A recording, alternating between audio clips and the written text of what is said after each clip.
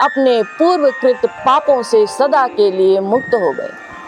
जैसे भृंगी के द्वारा पकड़ा हुआ कीड़ा भय से ही उसका स्वरूप प्राप्त कर लेता है, जिस प्रकार भगवान के प्यारे भक्त अपने भेद भाव रहित अनन्य भक्ति के द्वारा भगवत स्वरूप को प्राप्त कर लेते हैं, वैसे ही शिशुपाल आदि नरपति भी भगवान के वैर भाव जनित अनन्य चिंतन से भगवान के सारूप को प्राप्त हो गए।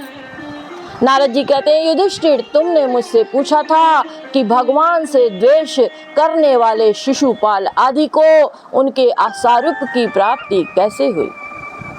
इसका उत्तर मैंने तुम्हें दे दिया। ब्राह्मण देव परमात्मा श्री कृष्ण का यह परम पवित्र अवतार चरित्र है। इसमें हिरण्याक्ष और हिरण्यकशिपु इन दोनों दैत्यों के वध का वर्णन है। इस प्रसंग में भगवान के परम भक्त प्रहलाद का चरित्र भक्ति, ज्ञान, वैराग्य एवं संसार की सृष्टि, स्थिति और प्रलय के स्वामी श्री हरि के यथार्थ स्वरूप और उनके दिव्य गुण एवं लीलाओं का वर्णन है। इस आख्यान में देवता और दैत्यों के पदों में कालक्रम से जो महान परिवर्तन होता है उसका निरूपण किया गया है, जिसके द्वारा भगवान की प्राप्ति होती है। उस भागवत धर्म का भी वर्णन है।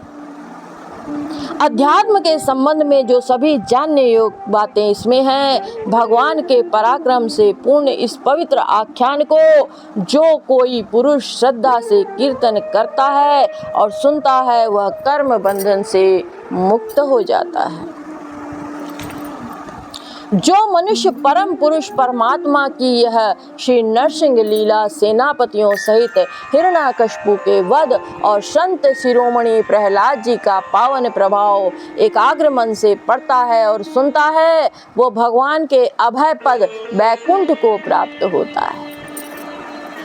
युधिष्ठिर, इस मनुष्य लोक में तुम लोगों के भाग्य अत्यंत प्रशंसनीय है, क्योंकि तुम्हारे घर में साक्षात पर ब्रह्म परमात्मा मनुष्य का रूप धारण करके गुप्त रूप से निवास करते हैं। इसी से सारे संसार को पवित्र कर देने वाले ऋषि मुनि बार बार उनका दर्शन करने के लिए चारों ओर से तुम्हारे पास आया करते हैं।